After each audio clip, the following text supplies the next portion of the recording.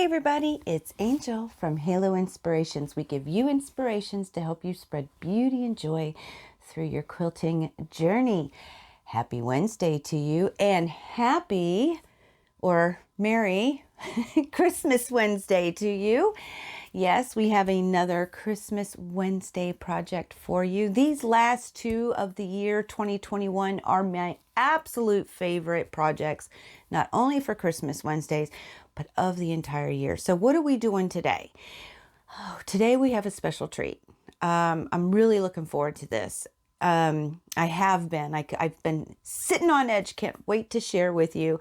So we are doing a Santa cookie rug. And for those of you who are new to the channel, Santa cookie rugs are like an oversized mug rug. So the idea is that it's a place for your child or for you to put your cookies out for Santa, the hot cocoa, or the milk, the carrots for the reindeer, any candy you want to share with him, and your note for your Christmas wish. All of that can fit on something larger than a small mug rug. The idea is that you can put all that stuff on there and have plenty of room to do it with a little inspiration on just how to get these done is coming to you. So the first one of the year. So earlier this year, I did ask Vicki Holloway, my BFF quilty friend. If y'all have been around for a little bit, you know about Vicki. We've worked together a couple times now, doing different projects here for you, or with you. So, I asked her to design one of these and she said, sure. And listen, y'all, oh my geez, she went out and beyond and has really done a fantabulous job.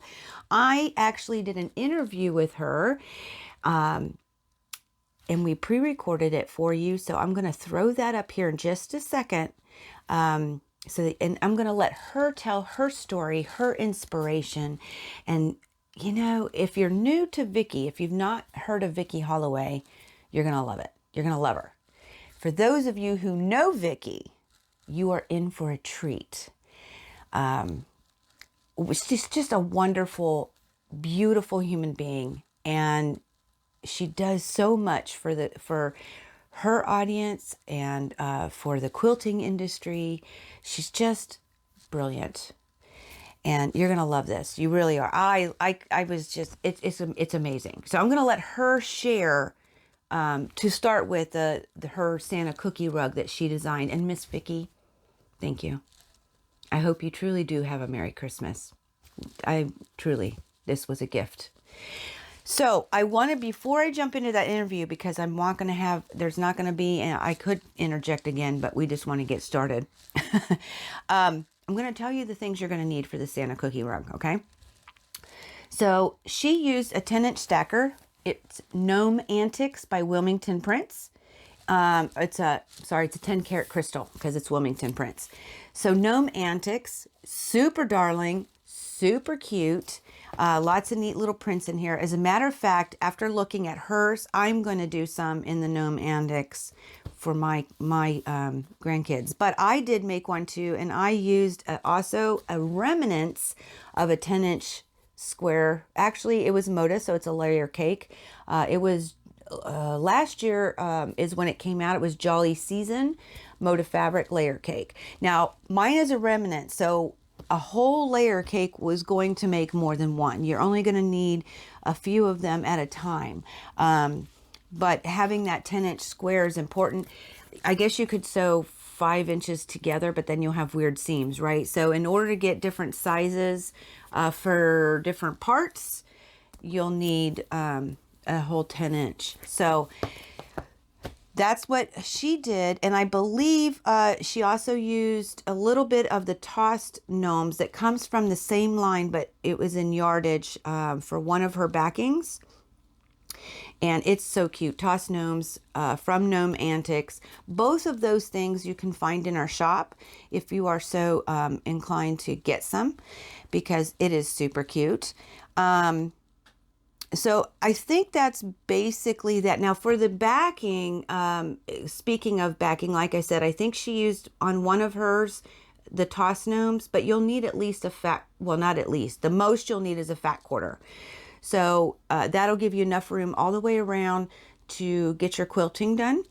So I actually used part of the Jolly Season 10-inch stacker or layer cake. So if you're interested in seeing that, I did still use I didn't use a fat quarter. I used from that square pack. Okay.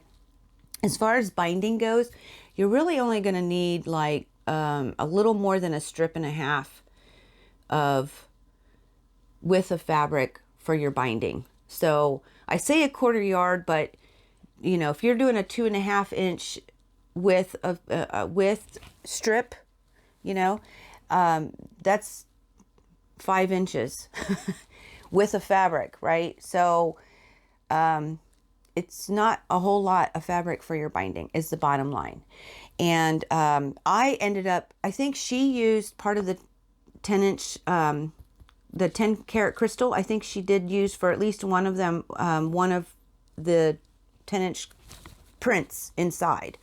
I actually loved what she did. And so I used a red diagonal gingham from Timeless Treasures, which you can find in the shop also. So you've got, the whole thing is you can use what you have.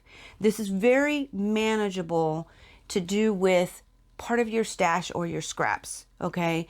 You don't have, the whole thing about these, you don't have to go buy anything if you have it. So, but I just wanted to let you know what we used and, go from there. Now I will say I also have about 26 inches of an inch with an inch by 26 inches worth of a scrap I had in my stash that I used for part of my Santa cookie rug that was designed by Vicki. So that's what I'm saying. You can allow your imagination to stretch. Just really, truly have fun with this. A lot of us have extra stuff, and this is a good time to use it. So that's what you'll need. If as we get through here, you'll understand I talk about the different parts and the different sizes of material. Vicki did a wonderful design and put this, I just absolutely love this Santa cookie rug. This is probably my favorite so far. So at any rate, let me not talk anymore. Oh, I just cannot wait till you hear what my BFF quilty friend has to say. So I'm going to get started with this interview, and then afterwards we'll go into the short demonstration on, well, I say short, but the demonstration on how to do your Santa cookie rug designed by Vicki Holloway. So, all right, I'll see y'all soon. Okay, so here we are with Vicki Holloway. As I told you, one of my favorite BFF quilting friends. And I gave a little bit of a short introduction, Vicki, but I want to give an opportunity for you to introduce yourself, because I always say to people, if you don't have a Vicki in your life, you need a Vicki. So giving a little bit more about yourself and introducing yourself and all the things that you want to share with us would be absolutely amazing. So I'm going to let you do that, and we'll go from there. Well, thank you, Angel. And I have to tell everybody that you got to have your best quilting friends, as you and I have developed a great quilting relationship. And we do. We have to have those supportive people. So thank you for being that in my life too. Well, my name's Vicki, and you may recognize my voice more than my face of my Creative Corner3. I do a podcast every week or two-ish, depending on what's going on. And I talk about creativity, but a lot about quilting. A little bit about me. I've been quilting my whole life, and I really got into quilting more as an adult. And when the rotary cutter became introduced to me, I was like, man, I like this. It's fast.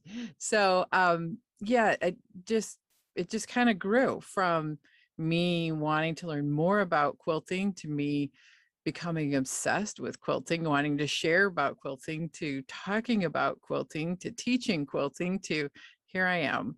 I even have tried a little bit of video here and there, but man, it's a tough job, Angel, and you do it so well.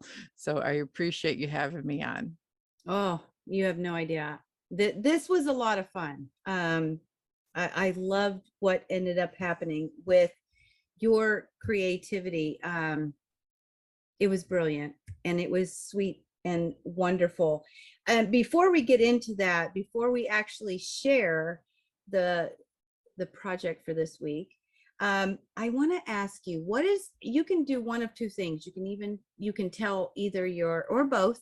You can tell your favorite childhood Christmas memory, or maybe a Christmas memory that you have with your own, your own children and your husband. What is your favorite Christmas memory? I guess that's the biggest and bottom line. Oh, What's your favorite? yes, there's so many, but Mm. I have one from when I was a child as well as when my kids were small.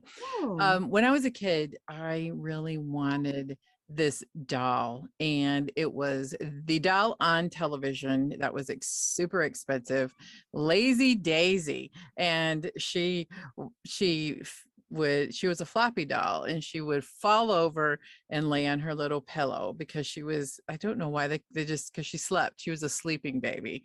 And I look at it now and I'm like, you actually could spank her and send her to bed. But I really, I was a child of the 70s. That's not a great doll now. But I wanted her so bad, and I got her, but she had the sweetest little face. I never spanked my Lazy Daisy. She was so, so sweet. And she had little tiny lips. And I had that doll all the way up until we had water damage in a basement where I had a lot of my dolls and teddy bears and things like that. And she had too much water damage to save. So, and have seen her since. I could buy her again, but I have quite a few dolls from over time that I have collected.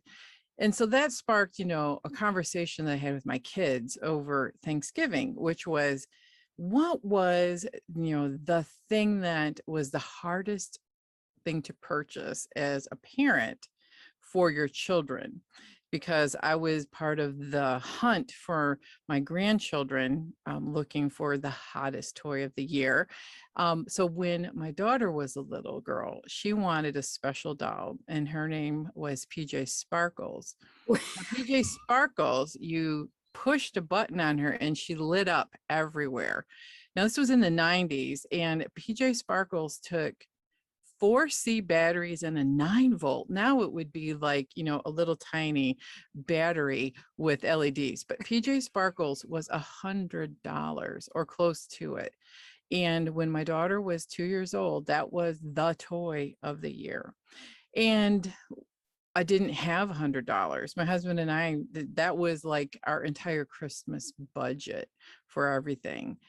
And it just, one of those things where my husband told a coworker of his that PJ Sparkles, boy, was that like the advertisement was everywhere, and my daughter really wanted it.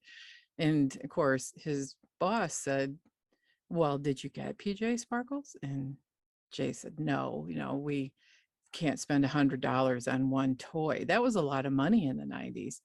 And Christmas Eve came, and my husband had been working out of town and came home with PJ Sparkles that was purchased by his boss, who said, make sure you tell your daughter Merry Christmas and hug her real tight, Oh. because she happens to be the same name and looks like my daughter. So that was a special, special Christmas. Now, I have two children that are far apart. So the second story was when gaming systems came out, Nintendo, that was the toy of the year. Right. And we had a little bit of money to spend now. A few years have gone by, because my children are almost 7 years apart. And that was like the one thing that my son wanted, was this gaming system. However, you couldn't find it anywhere. It was sold out starting in October. You couldn't find it. So my friend and I were looking for it for our son. So we had this mom network that everybody that we knew through the 3 states in the Midwest were looking for this gaming system. We had a system where one would call one store and one would call another store and one would. I got the phone call from my friend. She said, I hear they're unloading them off the truck at the local big box store. And I said, no. And I looked at my watch and I'm like, it's 9 o'clock in the morning. And so we both made a phone call. And the guy knew us so well in the department. It's a small town for you. He goes, you have 15 minutes. I put your name on it. If you can get to the store in 15 minutes, it's yours, but I have to put it out after 15 minutes. I got there in 7 minutes. Let me tell you, I drove across, I left work. I said, I got to go, and drove across town. I ran as fast as I could into the big box store, and I got there in 7 minutes. And he goes, you were serious, weren't you? This gaming system. I go, you have no idea how much. So I shared those stories with my children because they were just like talking about the hottest toys of the season and the trouble you have with finding some of those. And we were just laughing and sharing about all these memories of both, if it hadn't been for the mom network, Christmas wouldn't have been saved. And if it hadn't been for the compassion and tenderness of someone else who knew that that was all that child wanted, and it was just unattainable. It was kind of like, the Christmas spirit, definitely in both situations. Isn't that wonderful? Yeah, those are things I just always remember. And it is the Christmas spirit. I absolutely love, and that's the fun part about stories, is because we all have them. We all do. In each in our own little world of Christmas, with it, whether it be when we were kids. Which, by the way, did you say it was Lazy Daisy? Lazy Daisy. Yeah, I'm like, isn't that so 1970s? I mean, like, why would that be the hottest toy of the season? Why wasn't it the Fisher Price dollhouse, which, was, but my sister got that, but I'm just like, Lazy Daisy. And I looked it up because no one remembered it when I would ask, but yeah, it's just so funny. And I'm a 70s girl too, but I don't remember a Lazy Daisy. I will send you a picture of it. Okay. And I just think it's an interesting name. I mean, today we wouldn't no say. And it was absolutely the most ridiculous toy. Now, a little bit older, I'll have to say, I was a Holly Hobby girl. I loved Holly Hobby, and she was the girl who had a bonnet on her head. It was a rag doll with long braids, and I still have Holly Hobby collectibles. That was another favorite of mine, was the Holly Hobby rag doll.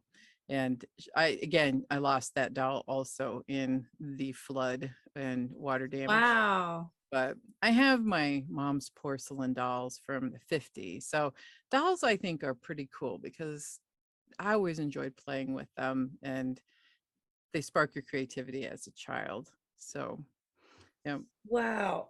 Well, as you know, we teamed up again. Mm-hmm. And I do the Santa cookie rugs every year. And, part of that is because there's a little bit of, as you say, Christmas spirit and Christmas magic when you have kids and they write their letters to Santa. And then the night before, you lay out your cookies for Santa, the hot cocoa, the carrots, the whatever it is that your tradition is. You write your letter and you put it all out for Santa. So the Santa cookie rug is a inspiration. It's a mug rug, but big, right? Much because bigger. Santa's a big guy and he's got reindeer and we got a lot of stuff to put on there. So you actually have designed your own Santa cookie rug. And I absolutely, personally love it. I'm making a few of them, just so you know. Oh, thank you. They're so much fun. I couldn't stop at one. I had to do a couple of them myself. and my grandkids are going to get them, and I got a couple of friends in mind. So This particular one I really, really enjoyed. So I want you to go ahead and just give us a little snip of what it is that your Santa cookie rug looks like. You want a little quick sneak peek? I want a sneak peek. Do you see? I do. That's the final version. And what's super fun about this cookie rug is that there's a couple different things you could do to personalize it for your taste and for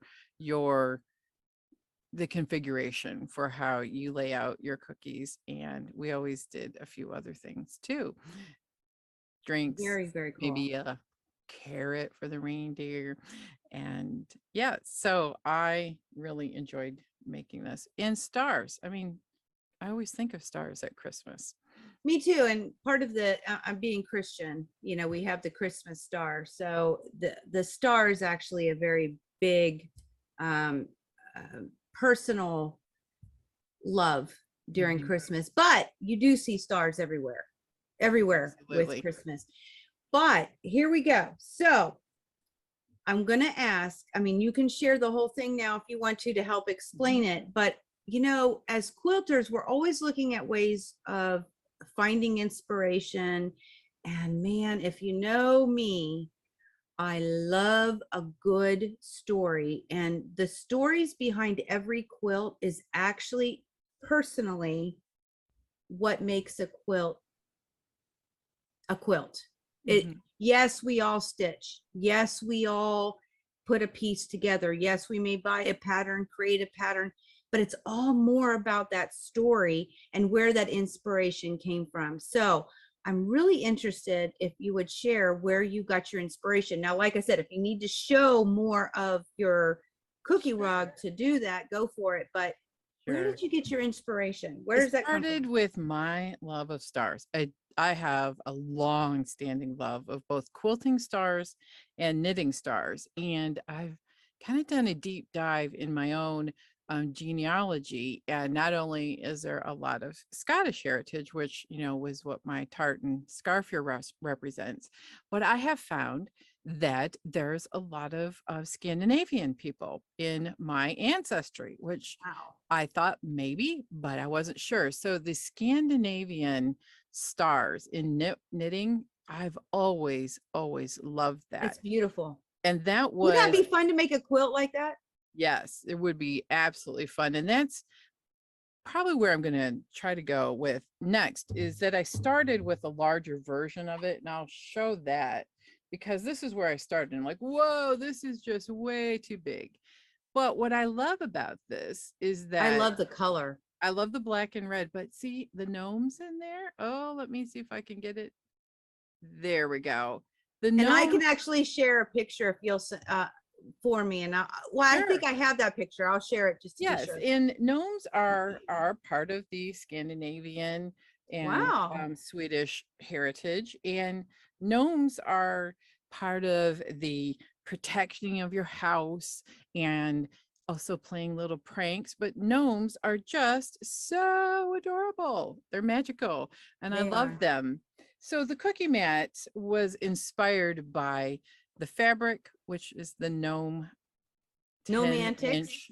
Gnome antics. I drew a blank on that, but it's the 10-inch squares. And then I did have a little bit of scraps that I'm using for possibly the back on one. Ooh. And I also loved the little bit of yardage that I got of the tossed gnomes. They're super cute. So this particular one was my first experiment in both the stars and the pocket, because on the side, I'm going to fold this in half. You can see I fussy cut a pocket where you can put Rudolph's carrot. Now, I didn't have time to go to the store to find a long carrot, but I'm going to go ahead and put, you can see this pocket's big enough. I dropped that pen. Let's try it again. That you can actually put a whole carrot or a pen, or if you want to use this as a placemat, you could probably put silverware in there. Oh, I hadn't But thought of that. But also you can put candy canes in there. candy canes, that's a great idea. So you could do whatever you would like with the pocket. I, on this particular one, put the pocket toward the bottom. And this is the beauties. I use scraps. I fussy cut different parts of the gnome antics. So you can see here, I I use know. those. My favorite gnome collection is the two that are kissing underneath the missing mistletoe. Yes. And I think that one shows up best. Up, that one is on this particular one, the red star. Now I used white binding on this because I thought that red and white made the candy cane look. But yes, you can, let me get up. Oh, here they are. Kissing under the mistletoe right there. They're kissing. They're so cute.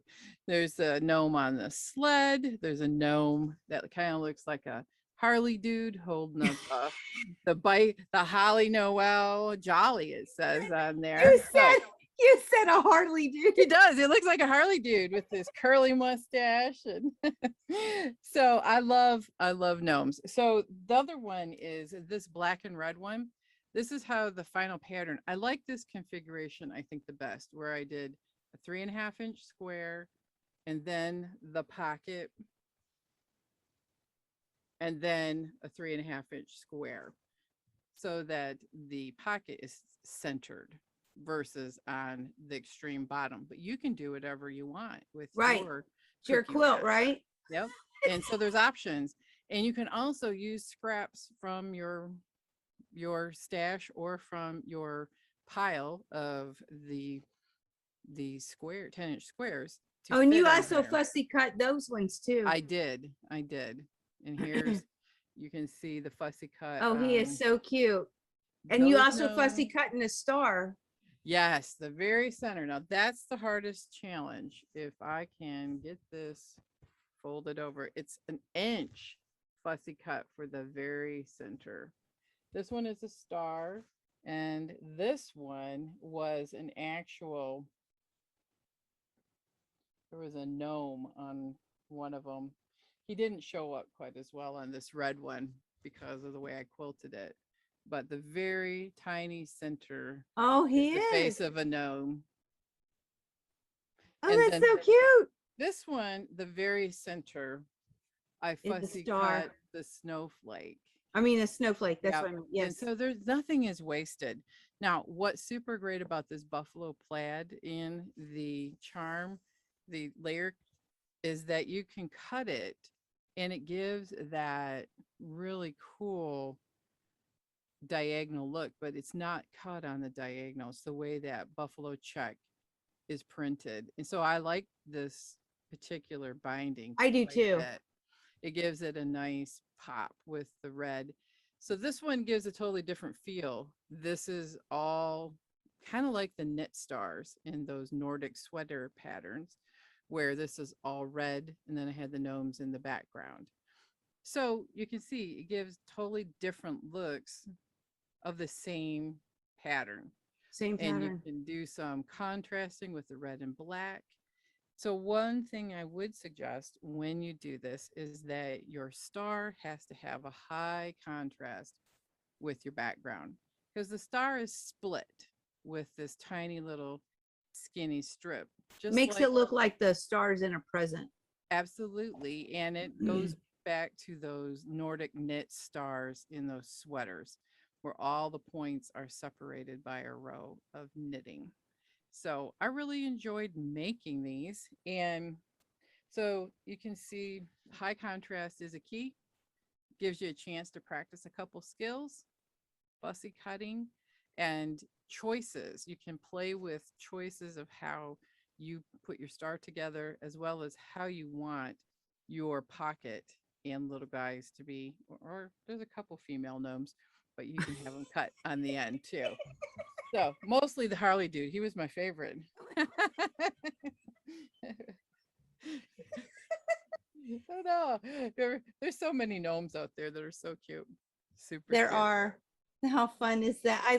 We love the little gnomes too. And just seeing them all, the way that you fussy cut some of them, it was like It is so cute. It just added, it does, I mean, yes, you have to worry about the contrast. You Mhm. have to worry about the coloring so that the star pops. But man, when you took those fussy cuts, it just took it to a whole new Really level. can see the gnomes, where if you look at the whole 10-inch square, you're like, there's a lot going on there and you don't quite process it. But when you cut them apart, it really lets that particular print shine and gives this little tiny quilt a nice focal point if you want to fussy cut them, even down to that tiny little square in the middle. Now, I did notice in the picture that I shared for the beginning, Mhm. um, which is the last one I think you showed with the Yes, it's red and the the red. white and the black on the pocket. Yes. You echoed your seam lines. Am I correct for Yes, on quilting? that particular one, I quilted all on my machine, and all I did was like a stitch in the ditch, and then I went right down the very center until I got to this little square, and then I went around it and down. And I did that on everyone. So this is a simple stitching pattern. I did it on my little machine, which is not something I normally do. And I didn't even use a quilting walking foot because this is small enough that I was able to hold it with my little Dritz. I have the Dritz gloves that have the little grippies on it, and I was able to hold it flat, no puckers on the back, which is my nightmare of doing a quilt on a machine. But this is so small that I was able to do that. So it's all stitch in the ditch, and I let the pattern do the singing. Now on this other red one, I actually did a lot more stitching in the center, doing X's in used two different thread colors on this red, and you can see it around the star. I wouldn't recommend that because I made a couple bobbles and it really stands out. So just so you know, this isn't perfect. And then I did more X's in each square in the middle, and then I tried to get fancy over here. You probably can't see it, but I tried to do a holly leaf, and let me pull that up. You may not be able to see it on the back, but I did this on my long arm, and this is too small really to do on a long arm. But this was enough space that I could stitch a holly leaf or curls that I like to do. Or And your swirls? yep, I love them. You're the queen of swirls. I love them. You know me. So this one, you could do more fancy stitching in your pocket. And the third one, I tried doing an all over pattern in the background, but I didn't do an all over pattern. I just stitched in the ditch around the star. But over here is a bunch of swirls in between each background. I did it in a red thread, so you really can't tell. Right, right. But so I'm like, for all the effort to do all of these background things, I would say don't do it. It's really not noticeable as much. Just doing a nice stitch in the ditch and let the little pattern make the big statement. Well, and it's supposed to be a fun and easy project, so make it Exactly. easy. I You have to don't have to go. overcomplicate things. Yeah. And I got very frustrated when I couldn't, because this is a small area trying to stitch on a long arm. It's too small. So just do the keeping it simple and make it stitch in the ditch is great. And it worked on my machine perfectly. Very cool. Well, thank you, Vicki. Thank you for this. This has been, these are my favorite out of the whole year projects. There's a lot of heart that goes into this, and to see what you did, actually, it's beautiful and it's fun. And when I give one to my grandchild, they're going to appreciate it's a star, and it's got, depending on the fabric that you use, whether it's colors, whether it's prints, they're going to connect to it, and they're going to connect with Santa. Exactly. And that's the whole thing, is bringing some magic back into Christmas with your family. And yours is, I'm so glad I asked you, because it's awesome. It's And absolutely awesome. and it's just the right size to put a little saucer of Santa. Always got double stuffed Oreo cookies at our house. Santa got double. Always, always. I never had time to make chocolate chip cookies, and I'm gonna be honest here. My chocolate chips are terrible. I have to make the bar cookies. They just like all run together. So Santa loved the thought behind the Oreo double stuffed cookies. And if we had a good year of time management, sometimes we would have sugar cookies, but 99% of the time it was Oreo double stuffs. Same here. Yep. You know, I We love even like doing. the grasshopper ones, with the Oh yes, yeah. yeah. They make all different kinds now, and you know, I could buy multiple flavors now for Santa, and he would be so happy. Yeah, sugar cookies. I like making them when somebody else does the cookie part, and I just am frosting it. Well, I will say, like I said, I thank you. I thank you for your time. I thank you for being here today and sharing your inspiration and sharing your design and sharing your awesome Santa cookie rug. And I want to, before I go, and well, there's a couple of things. First of all, where do we find Vicki? Where is the best place? And I'll put it all in the Dropbox below for the description, so Mhm. everybody has it. But where can we find Vicki Holloway to get more of Vicki? I think that I'm on Instagram as a platform the most. I do have a Facebook. This is more of a personal thing, and it's getting to a point where um, that's just saturated, and I don't post there very much. I do have a group on Facebook. It's my Creative Corner 3, and that's a nice place where we can all share what we're doing, where we're what we're thinking, problems that we're having with a particular quilt. It's a great group of people who will just, if you have something you want to talk about quilting and creativity or even creative blocks, we talk about that there. And I also have a website, mycreativecorner3.com. So if you're interested in my weekly blog post, which is Saturday Morning Coffee, and it's kind of my weekly recap and thinking about, life and what's going on and that kind of thing. And I also do post links in there to my podcast, which is, like I said, every 7 to 10 days.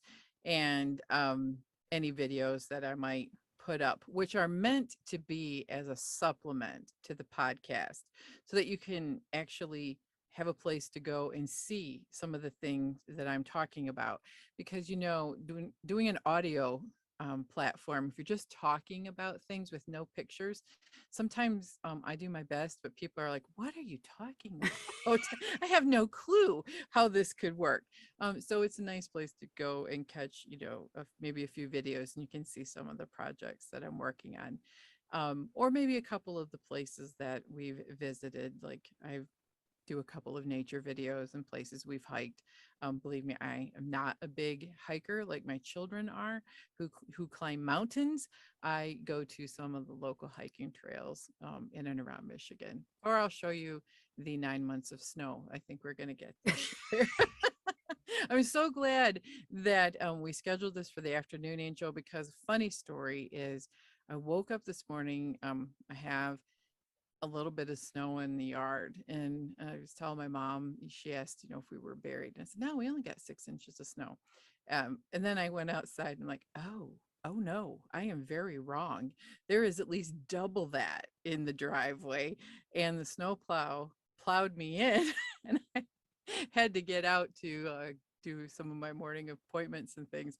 But I got out, and then everyone in the neighborhood, since the snowplow truck guy finished his job, they all fired up their snow blowers, and they all fired up their front end loaders. And I'm like, oh my gosh, there's gonna be nothing but beeping and hearing snow noises today. However, it all ended just as I hit go to meet you. So it worked out very well. Yeah. But that's fun. It But is that's the world. fun. That's the world you live in, and we can all take a part of that in each of your different places to find you. Yes. And I talk about the snow a little bit, sometimes with a positive sometimes, yeah. attitude, and sometimes not so much. True story, right? Yes, lots of true stories on my podcast. Well, I'll definitely share it, because I always say, if you don't have Vicki in your life, you need a Vicki in your life. And you're exactly what I'm talking about. Your inspiration in all different forums is amazing. And I will say your group on Facebook is a wonderful set of people inside there. And you've got a really good thing going with each of them. They're very good about talking what they're working on, or giving help to others, or just sharing different things that each and every one of us all love to do and to see. So you got a great group.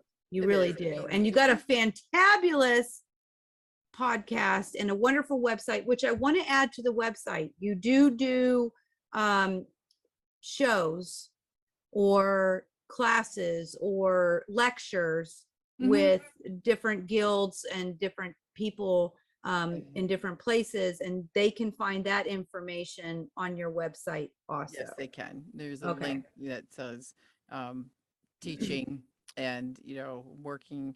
This year we'll be adding Zoom classes to what we're doing. So like if your guild, with all of the things going on in the world, as well as venues, it's hard for some places to find venues. They're going to the virtual classes. Added that to the repertoire I've done, as well as depending on where you're located, in-person classes. And I also teach at the local quilt shop too. So it's always fun to meet other quilters and to encourage people. And I have a couple of different lectures that people like to hear my story and how I work full-time and actually make quilts several a year, as well as how to stay in your creative space, in your mind, more than anything. So those are the two most popular lectures that I've been doing. And you do a fantabulous job. Well, thank you. Very inspirational, very helpful. So we're going to wrap this up. So the next part that we're going to go to, I'm going to actually do a short tutorial on how to put your block together. We'll give you all the information that you need to really build your own Santa cookie rug.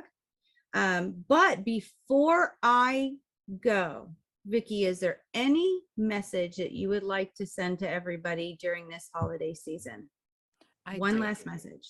I do. I want everyone to know that no matter where we are in our quilting journey, there's other quilters that we can connect with who have the spirit of wanting to give of ourselves and the spirit of community.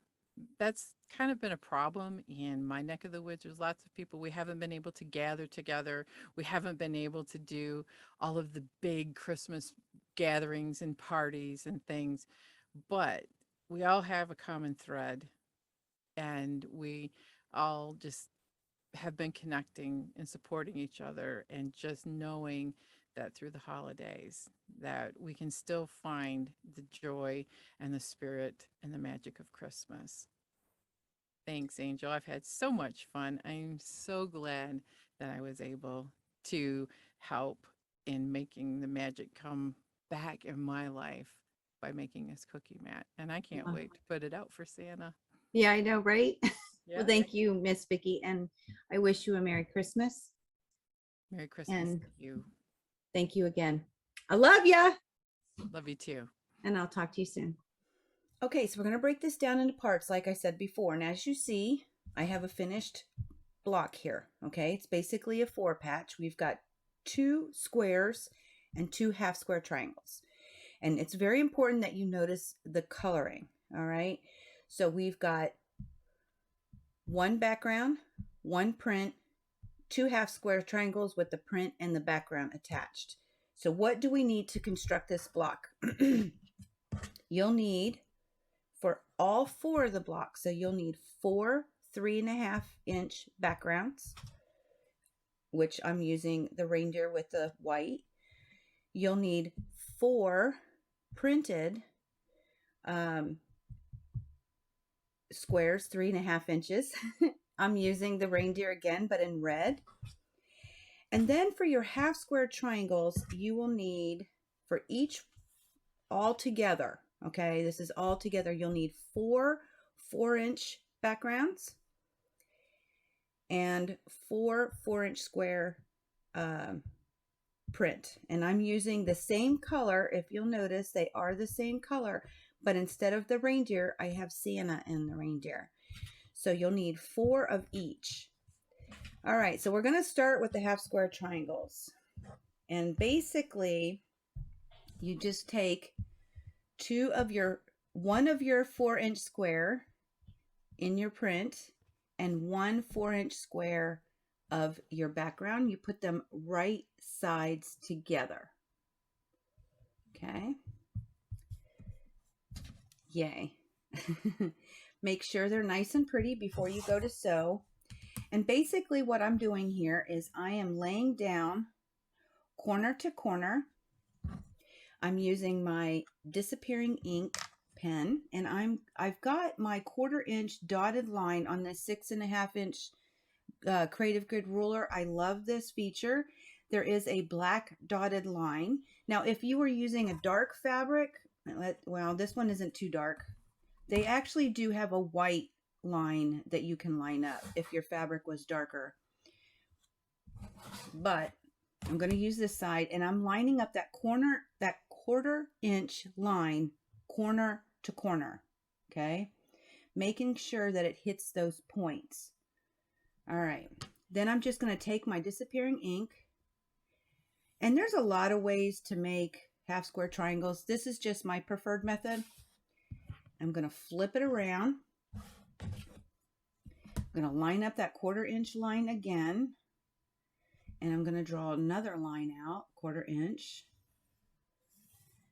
And basically what I'm going to do from here is I'm going to take this to the sewing machine, and I'm going to stitch right inside this line. I'm going to eventually cut down the center, but that means I'm going to sew on, for this side, I'm going to sew towards the place I'm going to cut, right next to that line, okay? And then again on this side, I'm going to sew my line right along this line on this, towards the place that I'm going to cut. And the reason why I do that, when you go to flip this, you want to make sure that you have enough that it's actually going to make your 3.5 inch square. Okay, if you were to sew on the line or on this side of the line, you may come up short because your fabric and your thread all take up part of your seam. So you just want to make sure you have enough. It's a little tip. Okay, so I'm going to sew along those, and as you saw, I do have one where I actually have already sewn. It's kind of hard to see, but I've sewn, and of course my line's starting to disappear. You can see a little smidgen right here and right here still left. I think you might be able to see some of it down here, but I have sewn on the inside of each of these lines. Now, before you cut, you could in fact do a little flip, line up your ruler, and you want to make sure that you're going to get something bigger than 3.5, or at least 3.5 all the way around. And mine is, okay? You can do a check if you so desire. That way you're not wasting any fabric. So you could use a pair of scissors. You don't have to use a rotary cutter, and I guess that's what I'm going to have to do. I'll have to grab my rotary cutter in just a second. So we're just going to just trim right down the middle. Okay. There we go. Now, when I go to press this is such a darling. Thank you, Vicki, for this. This is so darling. Okay. When I go to press, I'm going to press towards my darker print. Okay. And I've already done that with 2 of these. All right. I've already pressed these. but I'm going to go ahead. I'm just going to do a finger press on this one. I do recommend not using a finger press too much because inside here it's a little bias and you can stretch it. It's actually a lot better if in fact you use your iron and you're very careful with your pressing. But then what I'm going to do is I'm basically making sure I don't have any already sewn. Okay, basically going to take that line, that diagonal line, and I'm going to place it on the diagonal on the ruler with the fabric. Okay, and I want to try to line up along this edge to make sure I'm going to hit the 3.5 inch mark. Now this is wonky, as you can see, and it's probably because I finger pressed it. It just happens every time. That's why I do prefer the iron.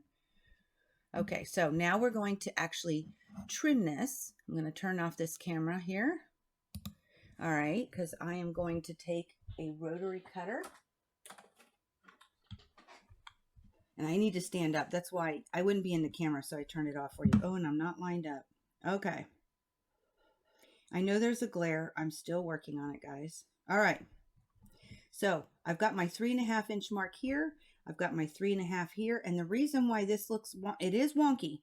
I've obviously did a little stretching, but I am going to capture it.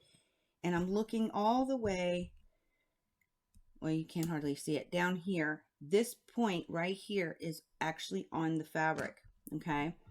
And I'm just going to simply trim away the sides.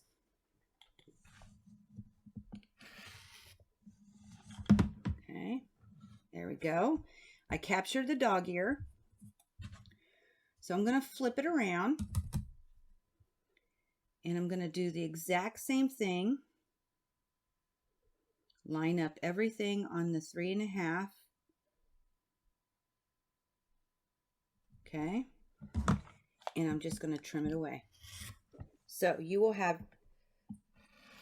from each of your sewing, I would do this again with this piece, you'll get 2 half square triangles. I'm going to make sure I got all the way through before I move.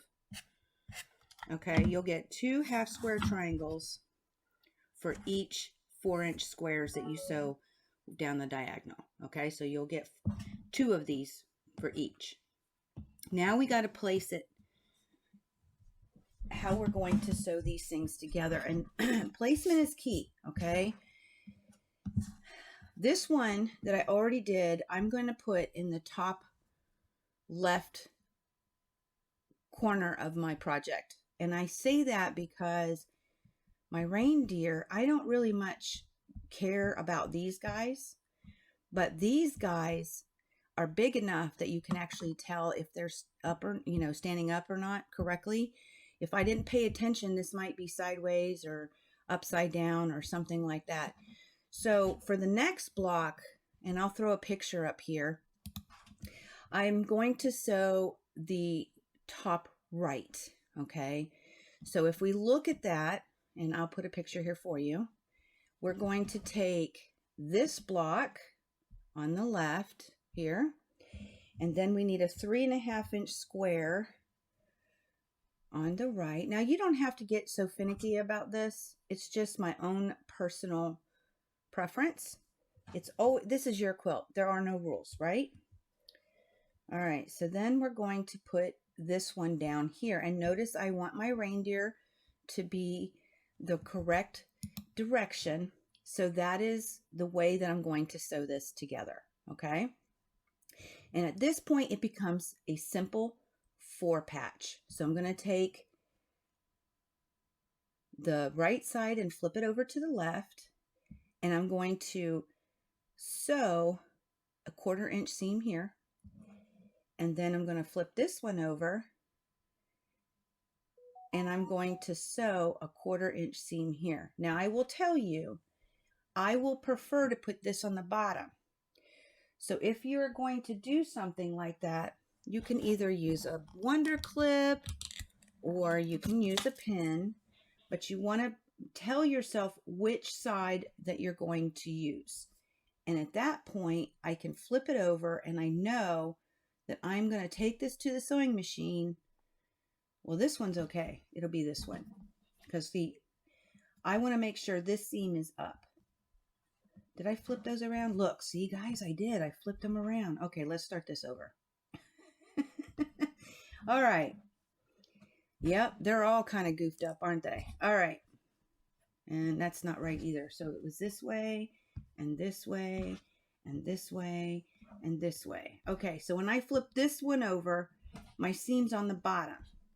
So I'm just going to remind myself which side I'm going to sew. And when I take this to the sewing machine, I will put the 3.5-inch square on the bottom. I'll line up my fabrics and sew the 1/4-inch seam. But that way I know which side is which for sewing. And on this one, we flip it together and we go ahead and sew down this line. Okay, and my seam is up. So we're good.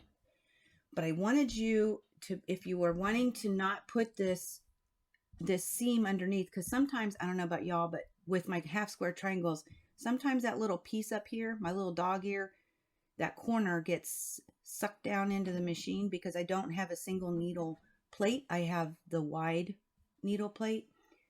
So to prevent that, I'm going to want to put this up on top. Okay. So you're going to do that with all 4 of your blocks. Okay. So eventually you'll have 4 of these already built. Now, when you put these 2 together and they're sewn, then you're just going to take the top and you're going to, here's what I also do. When I sew these 2 together, okay, I'm going to press towards this side, but on top, or whichever one that your light fabric or your solid is, I'm just going to press towards the block, not towards the half square triangle. I'm pressing towards the blocks. And what that's going to do, well, number one, there's already a seam on your half square triangle. So by pushing it the opposite direction, you're going to help this lay flatter. And number 2, when you go to put your top and bottom together, your seams are going to nest. And we all love nesting seams. So you will see that's exactly what I did here. I pressed going this direction. I pressed going this direction. And this one I happened to press up. And I probably shouldn't have pressed anyway, because you're going to see in the future, I will probably wait which direction I'm going to press, because we're going to have another part that we will worry about the seams nesting. So we will go with that. Actually, it'll be fine for mine because of my color, but you'll see in the future. I would not press your 4s yet, okay? Just to be on the safe side. Once you add the top and bottom, don't press those together. So I'm going to get all 4 of mine made, and then we're going to go to the next step. So I'll see you in just a sec. Okay, so here are all my blocks sewn together, and I got a couple things to talk about real quick. Color is essential with this. In order for this star to pop out, you want to make sure that you have enough contrast, a light and a dark. If you had 2 mediums, the star may get lost, right? So it's very, very important that your color choices make sense. And you can audition before you begin, but I wanted to point that out because you can actually see, even though I've got busy prints, you can actually see the star, right? Now for the next, the other thing I wanted to talk about, I went ahead and I don't know what I was thinking. Well, I wasn't thinking. I mean, that's normal. Y'all know me. So I went ahead and pressed this block up. I told y'all that from the get-go. And we're going to be adding to this star.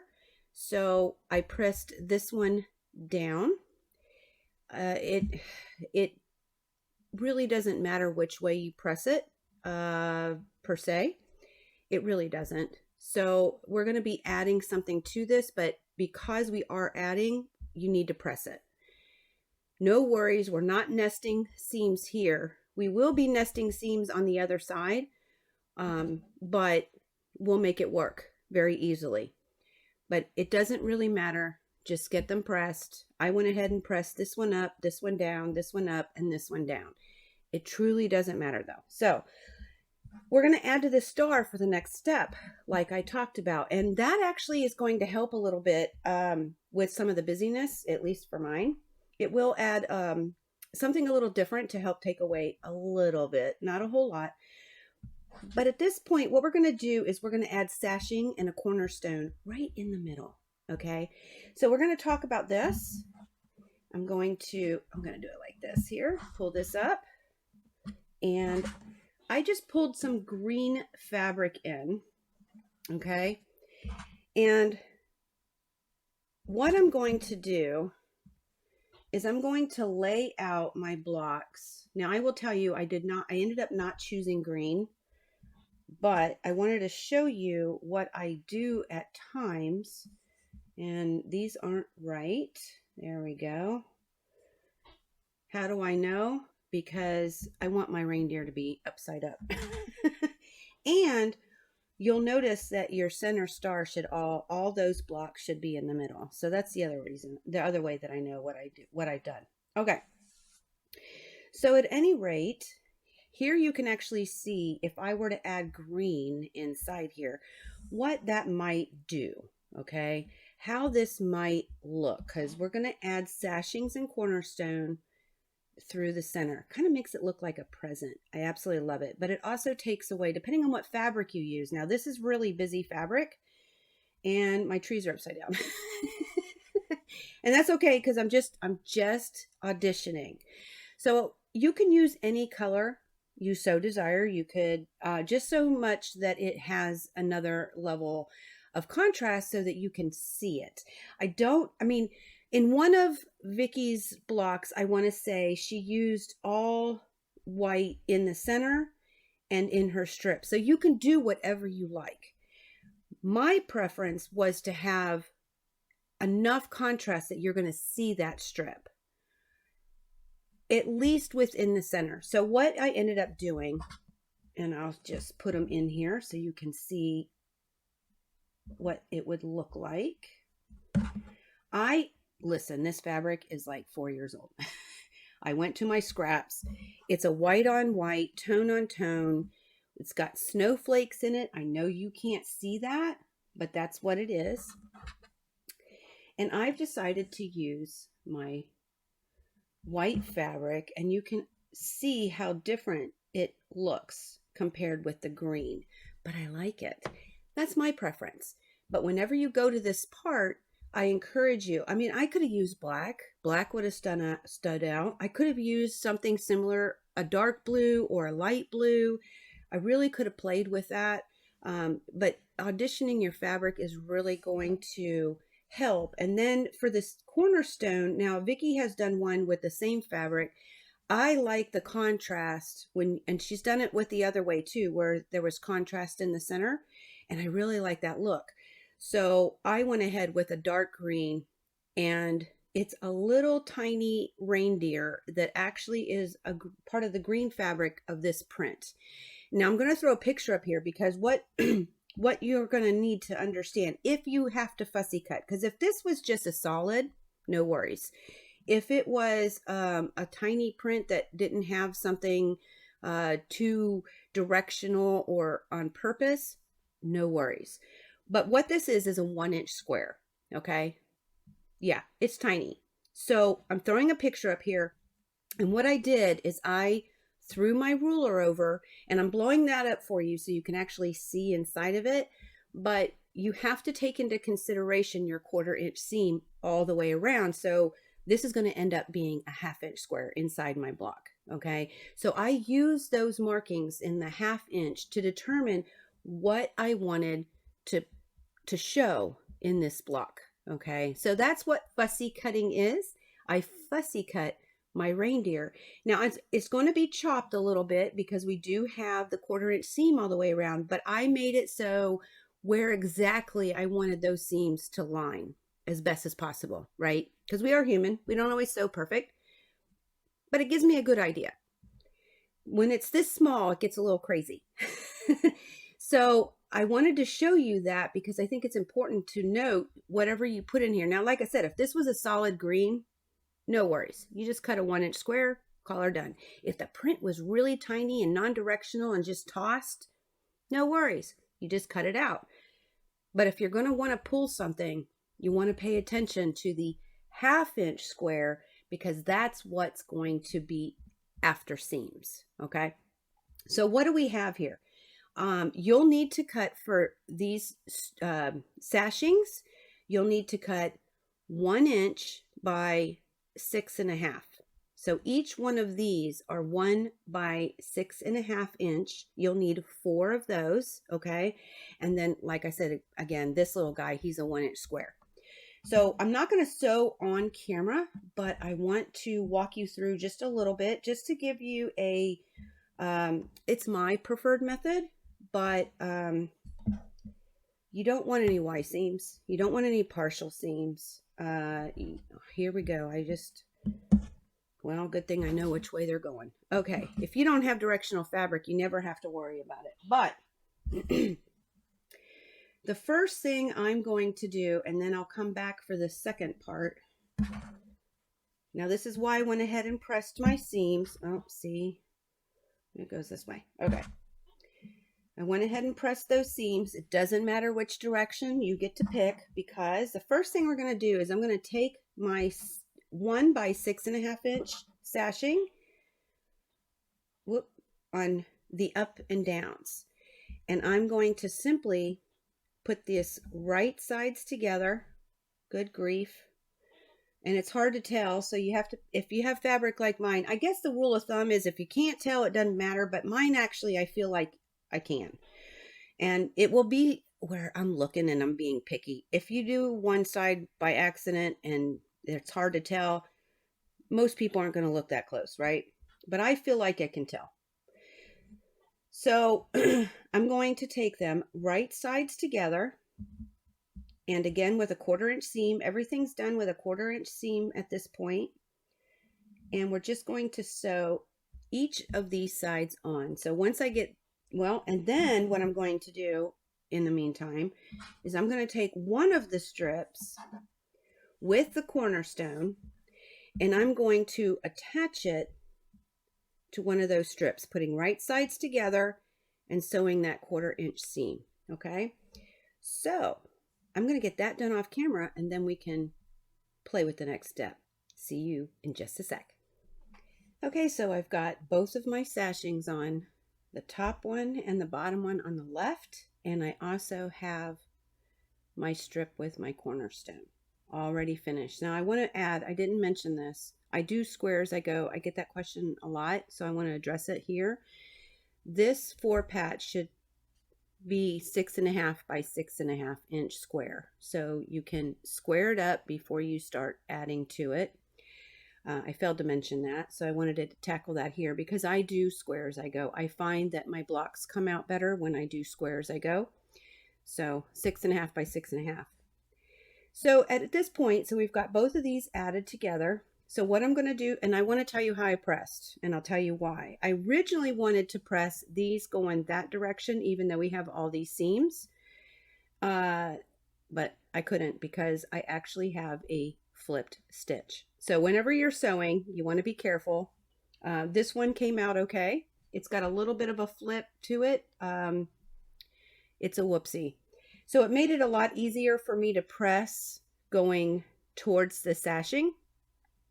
And it also will help in the long run as far as keeping this a little flatter at the end. Okay. So because I pressed these going that direction, this particular one I pressed going that direction. So when I start to build these things, everything's going to help nest. So my next step that I'm going to take is I'm going to take this 1 by 6.5 inch strip and I'm going to put it right sides together on top of the bottom right block. And I'm going to take this strip, which is now, because we have this stashing over here, will match up very nicely. And because of the way we pressed, we are going to have a nesting seam. Okay, so I'm going to add this one and that one, and I'll see you in just a sec. Okay, so here we are. I have added my strip with my cornerstone to the bottom left, and I've pressed going towards the 4-patch, and I've added this sashing and I've pressed going away from the 4-patch. And the reason is when eventually when we go to put these together, it's all going to nest, right? We love our nesting seams because it allows our points to come out very nicely. Easier than not. I mean, some people like open press, and if you want to open press yours, that's absolutely wonderful. This is your quilt. Remember, there are no rules. There's just guidelines. So, yes, so we've added those. So what is my next step? Well, the next thing I'm going to do is I'm going to put these two together. I'm going to sew the top left onto the sashing and cornerstone, and our seams will nest because of the way we pressed. And then I will take this block and add it to this sashing. Okay, so I'll see you guys in just a sec. Okay guys, so what you will have when you have sewn your two parts together, you'll have two halves. And what I want to add, so we added this top block on, I pressed going towards the 4-patch. So both of these on this side are pressing towards the 4 patches, so pressing out. So those seams I pressed going out or towards the 4 patches, okay? On this side, I press them going towards the sashing, so they're both getting pressed in towards the sashing. And what that will do, once again, when we go to sew these together, put your right sides together, a 1/4 inch seam all the way down. These seams will nest.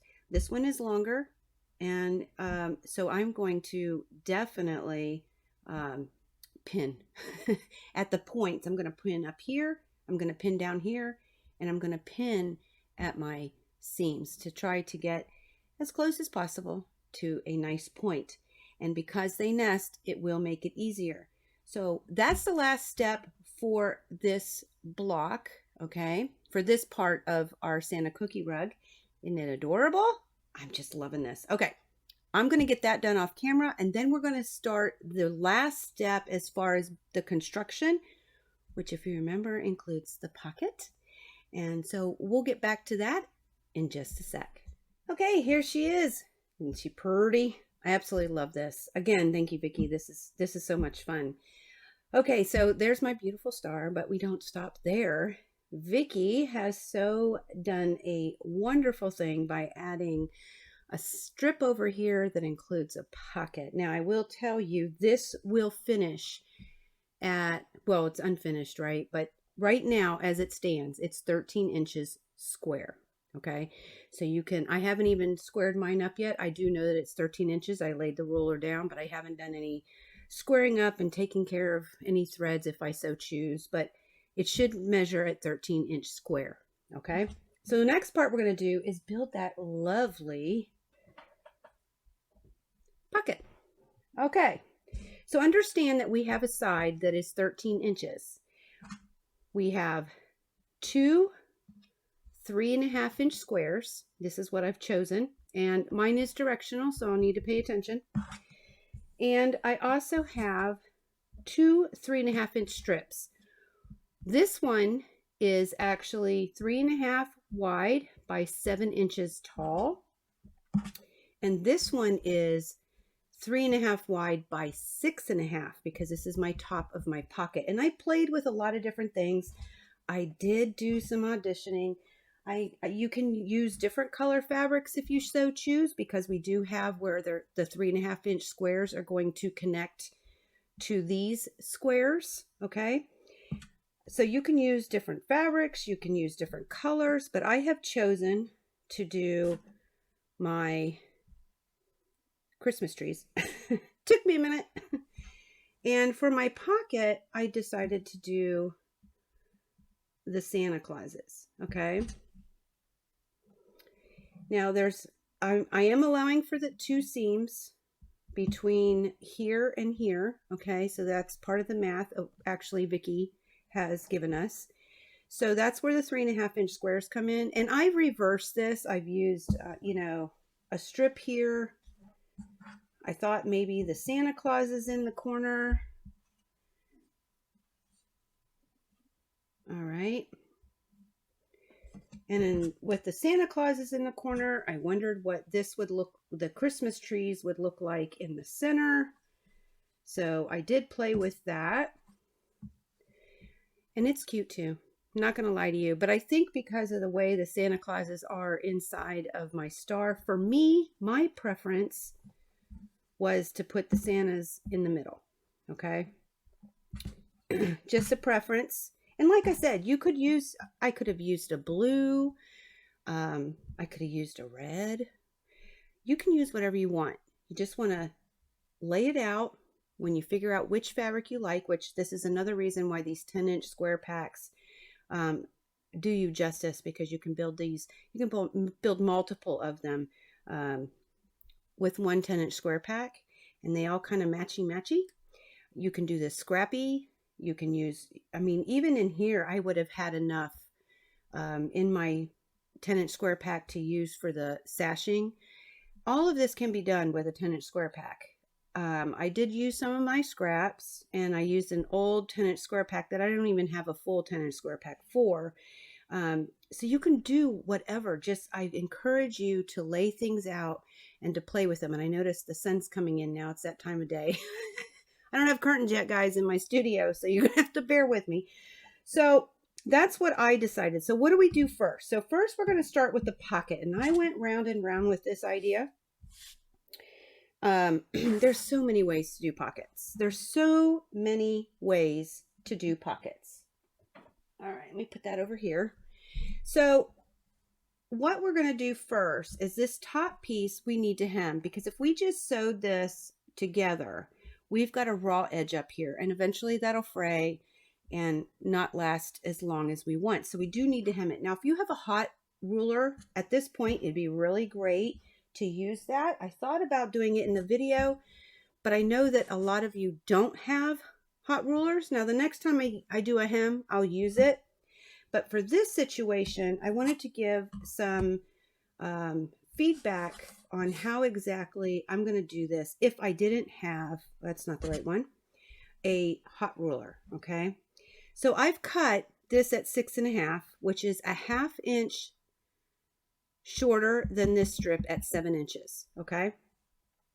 So I built in my head, and like I said, there's a million different ways to do this, and I'm not quite sure. You could do a shorter pocket. You could do all kinds of stuff. Okay. I went ahead with the idea that I'm going to hem a 1/2 inch hem on it. Okay. And that will allow me to not second guess underneath my needle if I'm getting the hem or not. And it'll give me an inch in between the top of this fabric and the pocket hem. We'll take a 1/4 inch off of that. So 3/4 inch difference, which is plenty to get a pocket. Okay. But you can make your pocket smaller. You can make it a 1/4 inch different. You can do a lot of things. You can do whatever you want to do, but this is how I did it. So I have a 6.5 inch. I'm built in the math that I'm getting an inch difference. So this is a 6.5 inch ruler that I'm laying this up on. And I notice that I do have the wrong side facing up. So I'm going to simply fold this down. Now I'm going to stand up. So I'm going to turn this camera off again because that'll look silly. All right. So what I'm going to do, because, you know, some of us don't have hot rulers, I'm going to go ahead and fold this down to the 6 inch mark. That'll be a 1/2 inch. And listen, you don't have to be perfect on a 1/2 inch. You just want to be bigger than a 1/4, a little more than a bigger. And you really want your piece up here to be straight. That's the only thing that is really important. Okay, so if you went a little more than a 1/2 inch, it's okay. You want to try not to go a little less, just so when you go to hem this at your sewing machine, you're going to capture. See, what I'm going to do is I'm going to go in about, about halfway. And I'm going to do a decorative stitch with my open toe foot. I'm just going to pick one from my sewing machine. I have one that looks like snowflakes. And I will tell you, so I'm going to press this at the ironing board first. Then I'm going to go ahead and stitch this. Once it's stitched, and I'm going to stitch from the front. That's why I'm blind, and I need to make sure that this is folded down more than where I'm going to stitch, okay? So then I'm going to stitch this out. Once it's stitched, I'm going to add it right on top. You can pin it at this point if you so desire. But as you can see, it's about a inch different, okay? See, about an inch different.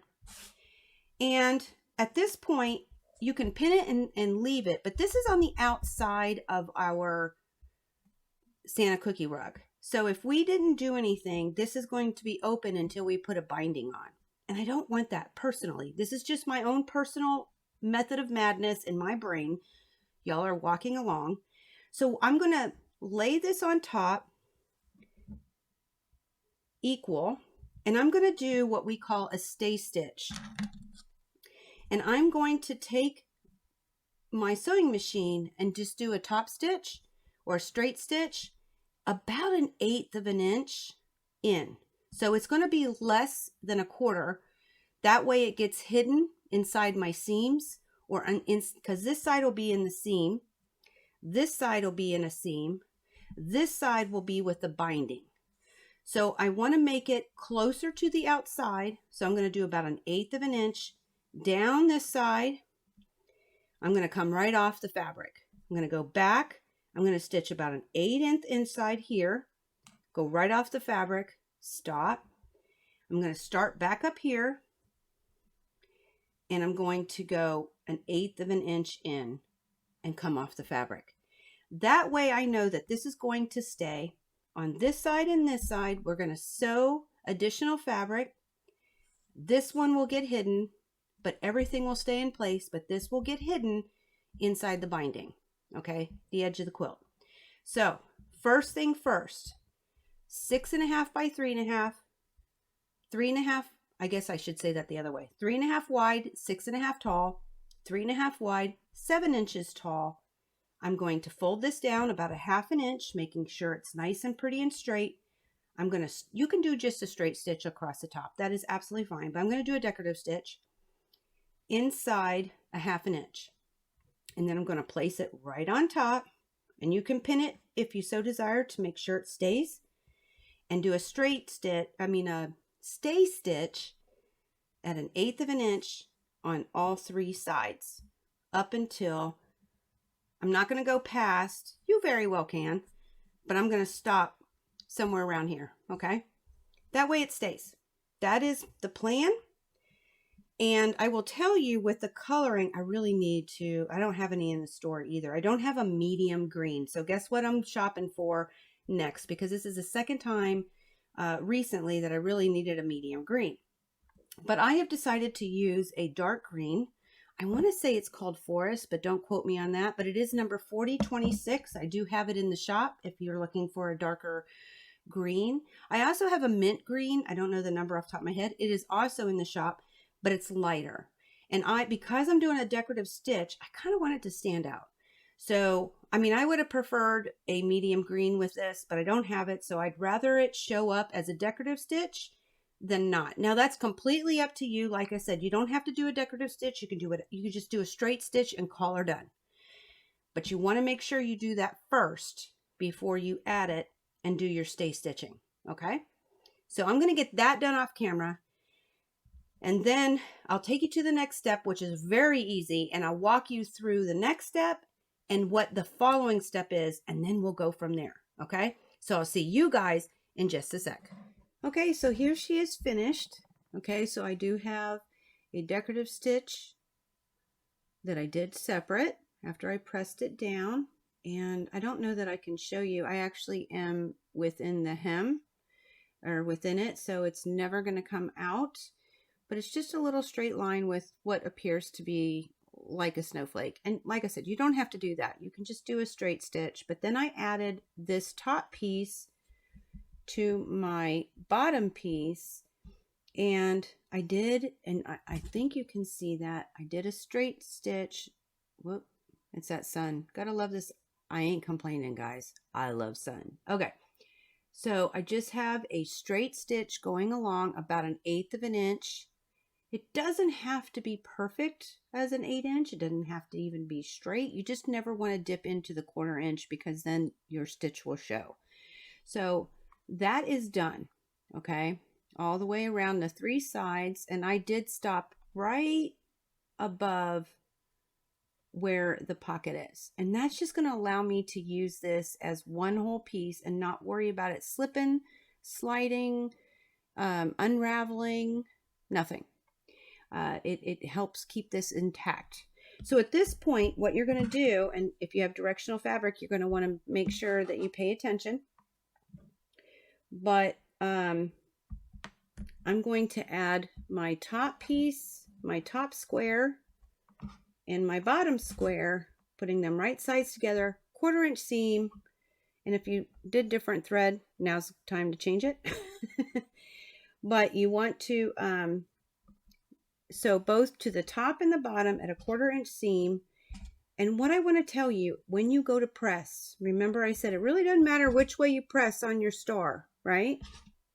So once these are stitched, I'm going to go back to my star, putting it in the correct direction that I want it to go, whichever that may be. And I'm going to look at which direction this seam is going. Now this particular one is going down. So on this seam, I'm going to press it going up. This one is also going down. So this seam, I'm going to press also going up. So I know once these 2 3.5 inch squares are sewn on there, I'm going to want to press them both going in the up direction. And then I'm going to add it to the star block. And when I do, because of the way I've pressed and I've paid attention, those seams are going to nest very nicely. Again, I will pin here on both sides, down here on both sides, and I may or may not pin up here or anywhere in the middle. It just depends. But I definitely am going to pin on my seam lines to try to get those nice pretty points. Doesn't always work perfectly, but we always like to try, right? We're human. We're not perfect. So that's just what I do to try to get those beautiful points in the way that we so desire it. So I'm going to add this block and this block. Press, for me, I'm going to press them going up. Depends on how you press this seam and this seam. You'll want to pay attention how to press these ones, okay? So that's what I'm going to do. And then it's time to get it basted and quilted. So I'll see you guys in just a sec. We are so almost done. Okay, so here she is. Isn't she pretty? I actually have already quilted this, so I want to talk about that for just a second. This is a 13 by 16 block all together. 13 going up, 16 going across. So when you're talking about backing, yeah, you could use a fat quarter. Fat quarter would work great. I actually took a couple of the 10-inch squares. Well, I took 4 of them. And let me show you what I did. I just made a square. I sewed these 2 together, and then I sewed these 2 together, and I just did alternate colors. You can do whatever you want. The back is all up to you. Look, I still have some threads to bury. I only have a couple. That's not bad. All right. So, I already quilted it, as you can see. It's really hard to tell how that actually looks. But, I mean, I can tell up front, but in video it's really hard. But I want to tell you, all I did was stitch in a ditch. And I used 1 color thread. I used the Dove Orfil thread, which is like a really light gray. And if you notice, you don't see it. You don't see it in the red. You don't see it in the white. You don't see it in the green. I will tell you, right here. I think you might be able to see it. Yep, you can. Okay, there's a reason for that. So what is the trick to sewing stitch in the ditch to not get those colors to poke? Because this is really the only place that you can really see it. The trick is, and I did a video on, I think it's called Introduction to Stitch in a Ditch, and it kind of explains it. When you press your seams, there's always going to be, let me go this way. There's always going to be a top piece that sticks up and a lower piece. So when you stitch them together and you fold one over, there's always going to be that one that's higher than the other. When you stitch in the ditch, the lower side is called the valley, the higher side is called the mountain. And you always want to stitch on the valley side as close as you can to the seam, and it will hide. Okay, so that's the trick. So and here, what ended up happening is either I stitched too far away from the seam or I stitched on the mountain. Okay, I don't know which way it is without really looking at it, but if I would have came closer, and I think I actually sewed on the mountain. If I would have sewn on the valley side, on the lower side of that stitch, it would have been like all the rest of this where you don't really see it. Okay, that is the trick. You have pokies that come out if you don't do this straight. It's going to be fine, guys. And the reason why I chose to do stitch in a ditch, number one, it does a lot to the block to allow these things to stand out on the front. And it doesn't take much effort. I didn't want to put a whole lot of quilting in it because this is supposed to be fun. It's supposed to be fast, and it's supposed to be easy. And for me, personally, stitching in the ditch is really easy. And it allows the quilting to be done in a way that everything's going to stay together. Now I want to mention something because I can already hear it. All right. All these squares, okay, are 3.5 inches, right? Now this is a half square triangle, and I did stitch in the ditch on the diagonal. Okay, so that's not even 3.5 inches. When you talk about batting, they always tell you to have a minimum. Well, with my pocket, there is 6.5 inches that's not quilted. Okay, this whole section is not quilted because that would have taken away from my pocket. Quilter's Dream allows you to quilt 8 inches apart, minimum. That's pretty much their minimum. Some are 10, some are more, but their minimum is 8 inches. So to have 6.5 like that is not a big deal. However, I used Hobbs, and Hobbs is, their minimum is generally 4 inches. There's a couple that is more, but generally speaking, it's 4 inches. And I did use Hobbs, so I've got too much of a gap.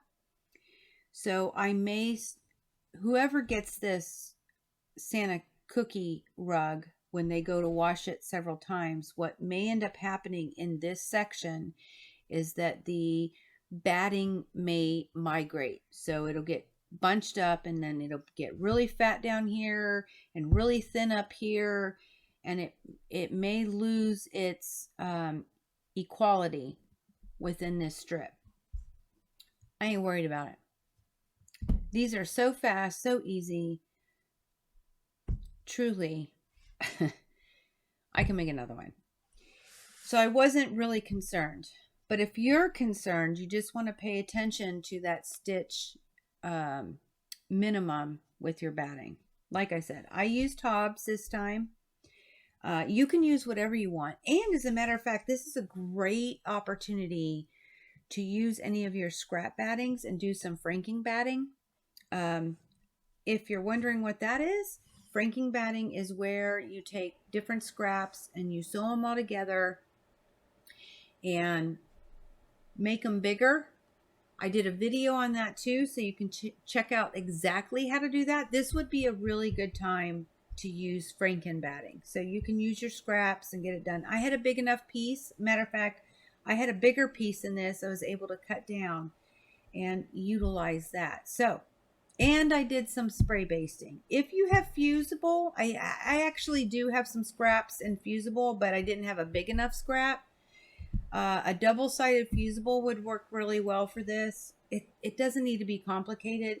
I actually spray basted. You don't even have to do that. You can pin base. It's small. This is a 13 by 16. But no matter what you do,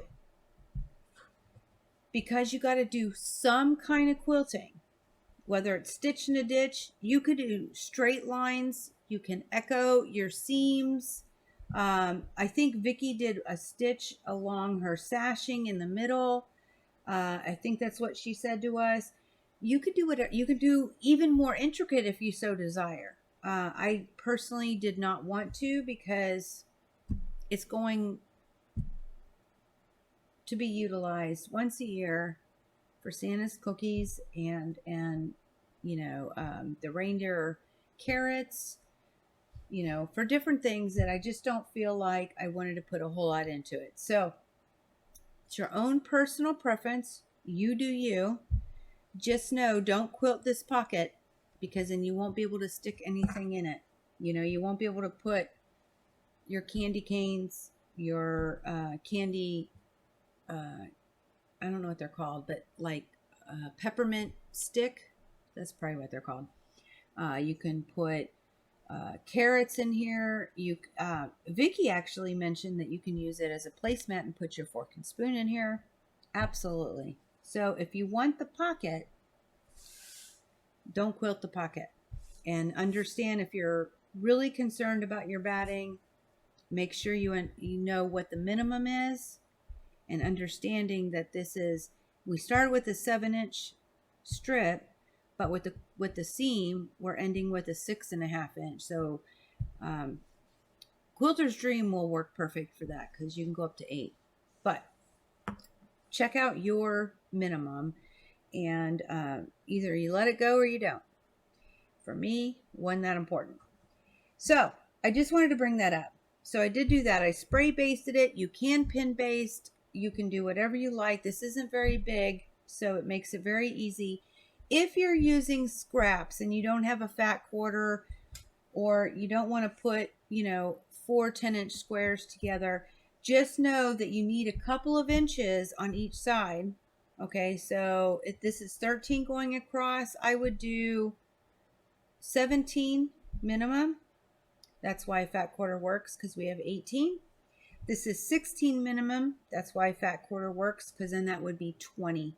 20 inches by 17 would be absolutely perfect. That gives you enough room to do your quilting and be able to hang on to your project while you're going through the needle.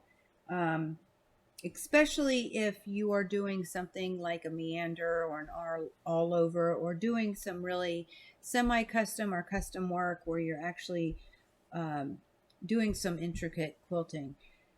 But this is a Santa cookie rug, and this is the child's version, although I absolutely love it. I'm going to make more of these, that is for sure, because this is an absolute darling pattern. I think it's fantabulous, but I wanted to give you all of that. So how am I going to bind this? Now, it's really interesting because Vicki actually used she had a 10-inch square pack of the Gnome Antics from Maywood Studio, and inside there they had some oh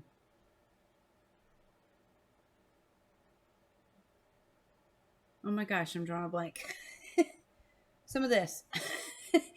But it was in black. Now, I went and looked. A lot of times when you have this fabric, they print it so it's straight up and down. This one, it is not from the same line. I think this is Timeless Treasures, but it's a diagonal print. So it's already, here, let me open this up. It's on a diagonal. It's not straight up and down. So if it was straight up and down, a lot of times when people use it for binding, they cut a bias cut so that it is at an angle.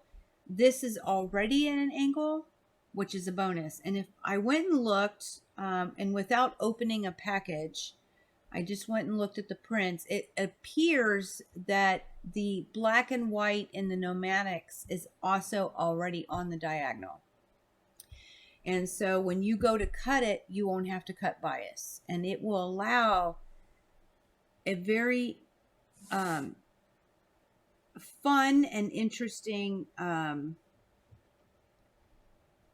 binding with the design, okay?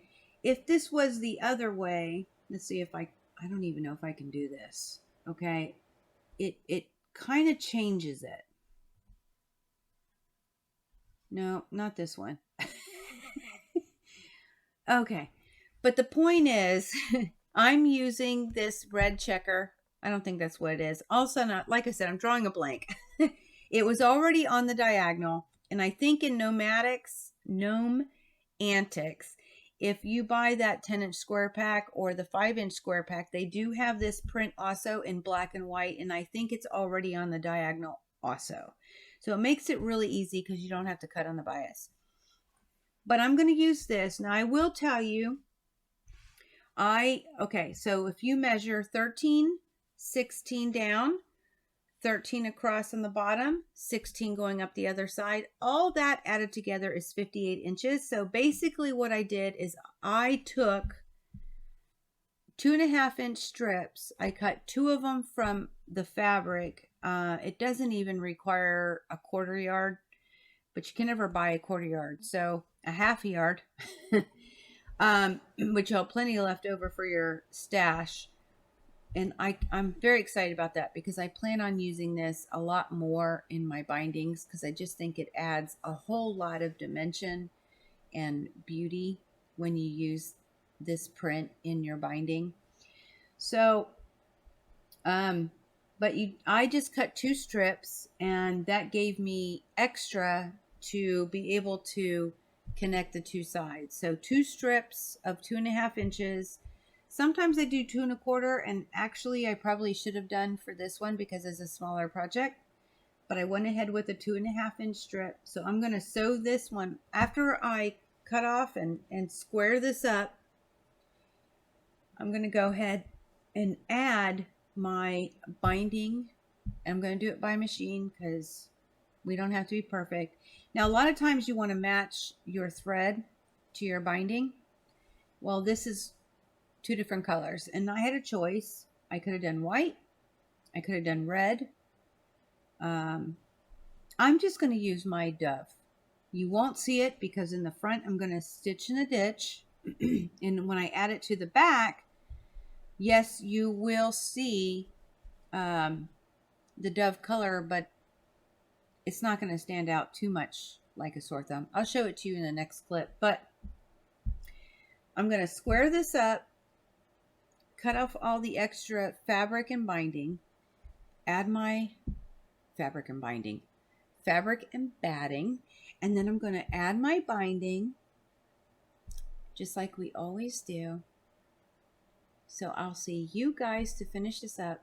Okay, here she is. Little pocket and everything to go there for the carrots or the candy canes or whatever you want to put in your pocket, right? Miss Vicki, this is adorable and so much fun. Thank you, Miss Vicki. I hope that y'all have enjoyed this. If you have any questions, do not hesitate to drop them down below. If you make one of these absolutely just adorable, here's the back for you, Santa cookie rugs, we'd love, love, love. Vicki and I would love to see them. You can share them inside her group, inside my group. We are both also on Instagram, and you can share your photos there if you're a Instagrammer. And the links for the Instagram for Vicki are also down below, but hashtag her along with that, and I'm sure she'd love to see yours. But thank you again, Miss Vicki. It was absolutely wonderful. I will be on Facebook Live today at 3 p.m. Eastern Standard Time. That's my time here in Virginia, to do a little quilting and answer session live for you. So you can ask the questions there. That would be awesome too. We'd love to have you along. But this was the first Santa Cookie Rug of 2021.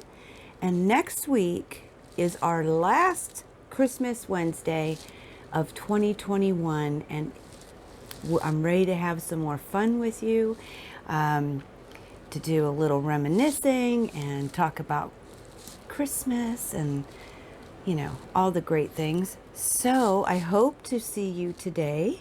I hope to see your Santa cookie rugs, and I will definitely love seeing you next week. I appreciate all of you stopping by. But until next time, may y'all continue to be inspired, productive, ever so joyful. Never stop believing and never stop making your dreams in quilting come true. And for this season, I wish you all happiness, joy, love, and hope. Merry Christmas to each of you. I love y'all. Happy quilting.